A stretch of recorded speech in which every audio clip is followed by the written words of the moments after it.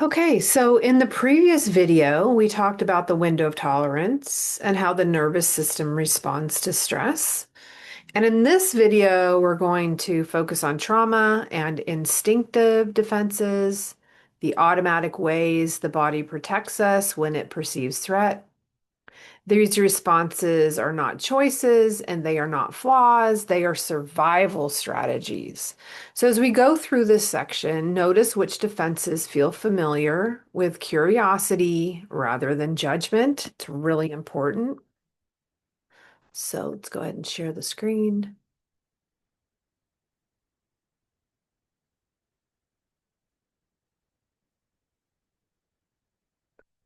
So, we were talking about window of tolerance, hyper aroused state versus a hypo aroused state. So today we're going to learn about instinctive defenses. So everybody is born with an instinctive defenses. They're also called autonomic defenses or automatic defenses because our nervous system turns them on automatically when we're in danger. So the instinctive defenses help keep us safe and are necessary for survival.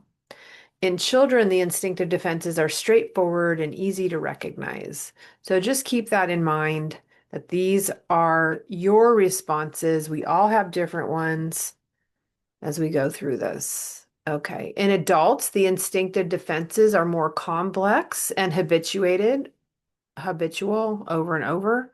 So which ones of these apply to you? And we, again, are going to go through this slowly. I do have another picture I actually want to bring up. Um, so I'm going to close this one and then I'm going to share again and bring this up. So this is a visual of the instinctive defenses. Um, so under threat, your body is hardwired to protect you. Survival depends on the instinctive defenses. So, and these are your fight, these are your trauma responses. So we have what happened to you, your history of trauma, the symptoms, how you're behaving, emotional, behavioral, sensory, physical. And now we have our instinctive defenses. This is how we protect ourselves. Okay. So are we fighters? Do we fight? Are we submissive? Are we flighters? Do we flee, flight, leave? Do we freeze? Do we attachment cry? I'm so lonely. Please help me. Which one of those are yours? So I'm going to stop the share and we're going to go line by line. Each one of these categories: fight, flight, freeze,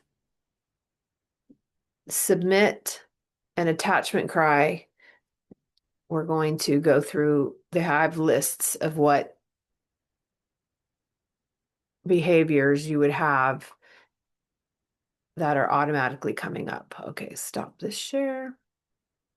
Let's go to the book. Yes. Okay.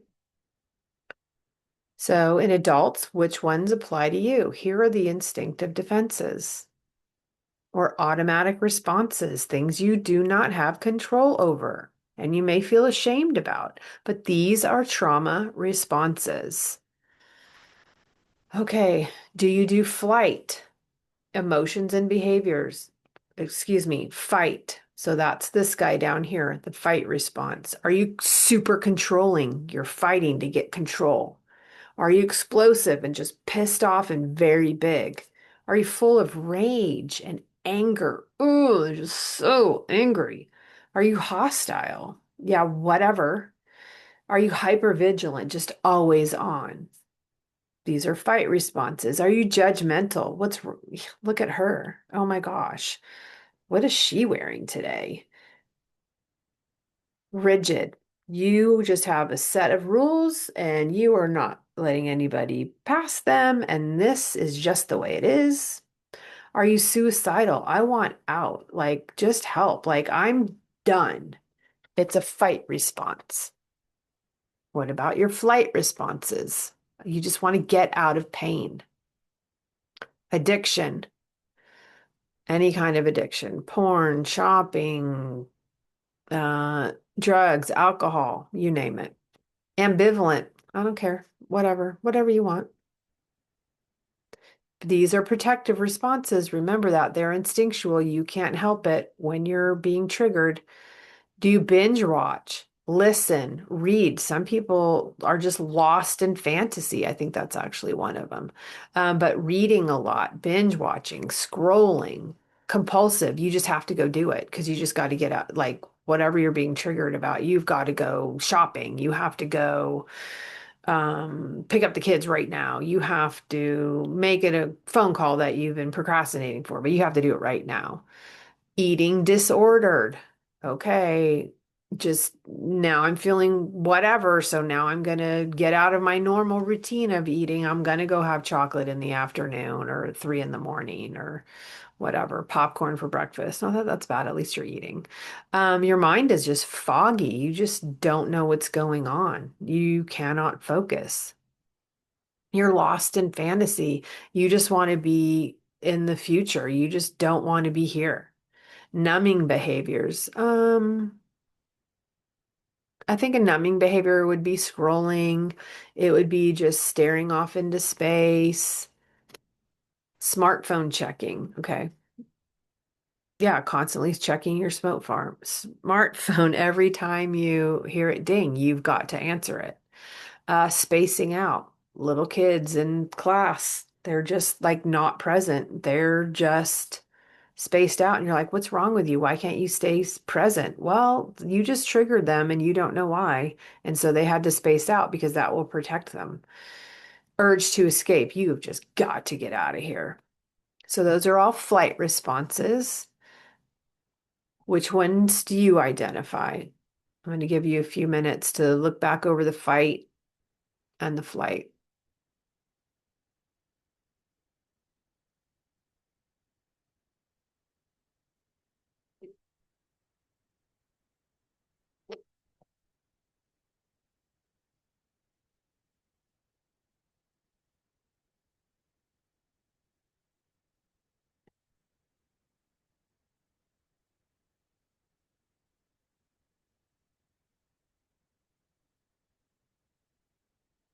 Okay, let's talk about freeze responses. You're frozen. You just can't, if something happens and triggers you, you cannot move. You just can't. I have a client that saw some Christmas lights and she just froze. And then she couldn't say anything. And then, later after we were processing, felt kind of dumb because she had no responses at all with that person that hadn't hurt her, but the Christmas lights triggered her. Just very guarded. Your heart's racing. You have no voice. You can't say anything. You're frozen. You want to say something. I'm an after processor that way. I wish I could have said that. Panic attacks are a freeze. Oh my God. God, something's going to happen to me. I'm just going to stay frozen and panic. Paralyzed. You cannot move. You just can't. And then the moms and dads, especially with the little kids, are like, what's wrong with you? Well, they just got triggered and they're having a trauma response of paralyzed. They can't move. And then you're upset and frustrated with them. Phobic. They can't go out of the house. They can't step on cracks. They have to have their shirt on whatever way. That's probably more of sensory, but freeze response, terrified, absolutely terrified, and sheer. They can't think and feel at the same time. They're in the hypo aroused state and they're unable to think and act. So that's when you're in your freeze state. Why don't you take a few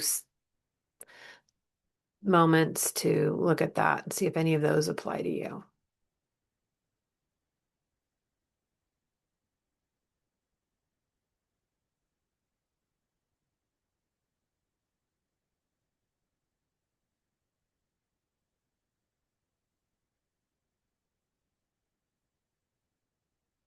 Okay, so what's the submit response? Well, if somebody's coming at you, you can collapse. I mean, have you ever heard of that? Like people will just pretend like they're dead, and they'll collapse state and then nobody will hurt them. Or they'll be very compliant. Okay, okay, whatever you want, that's fine. Yes, okay.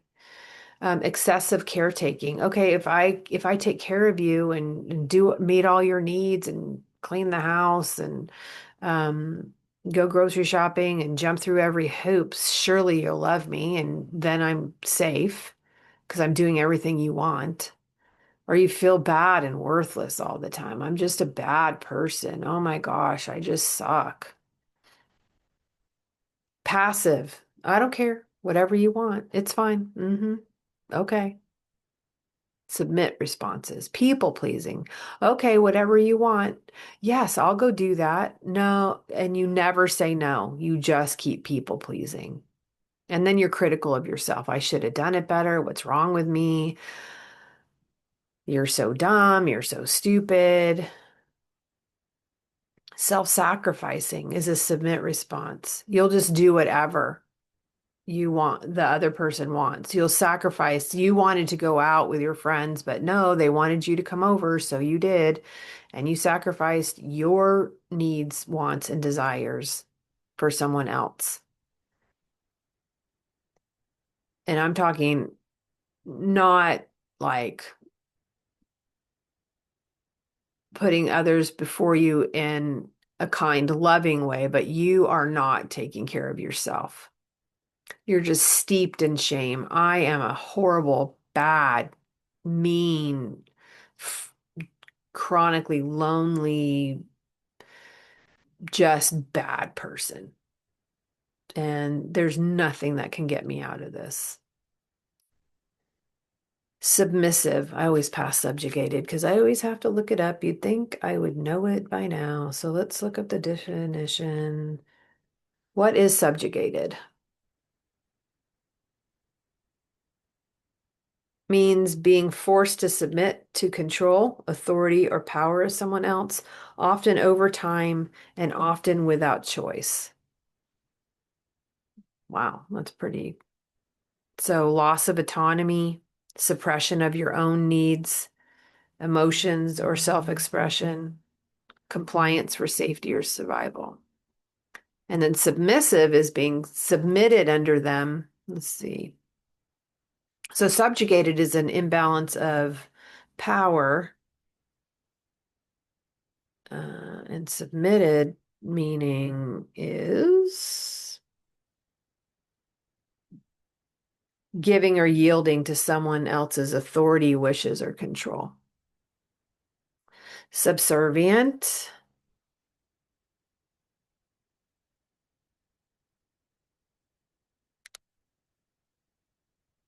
is placing yourself beneath someone else and prioritizing their needs above your own. And you have trouble saying no. You just can't say no. You'll just put all your needs on hold to go meet theirs. So why don't you take a quick look at that list and see if those are part of your trauma responses.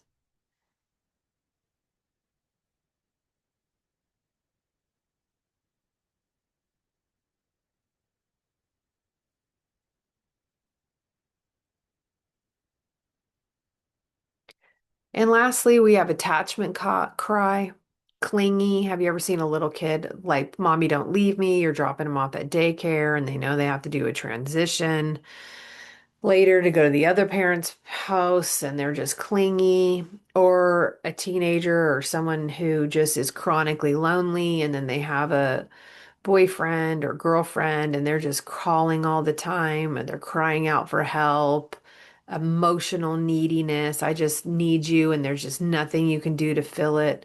The loneliness is just horrendous. Like they just need to be around you. This is an attachment cry from not being attuned to looking at to your child, to your younger self. You didn't have a caretaker that took care of you. You have this deep, deep longing to be known and heard and sense of belonging. Just talk to me, talk to me, talk to me. And then the other person's like, oh my God, they just talk all the time. They're trying to connect with you, but then you're like, I can't hear it anymore. And they're just absolutely terrified of abandonment because they've been abandoned and they know how horrible that feels and how lonely that feels. So they're trying to not be abandoned, or they're just waiting by the phone or blowing your phone up. So those are uh, the instinctive defenses or trauma responses. And the instinctive defenses are developed to keep us safe, especially when we're in danger or overwhelm feels unavoidable. They may no longer be necessary in the present, but they once served an important purpose. In the next section, we'll begin exploring how to work with the nervous system to increase safety and expand your capacity to stay regulated, right? Because these instinctive defenses take you out of the window of tolerance, above it or below it. I'll see you on the next video.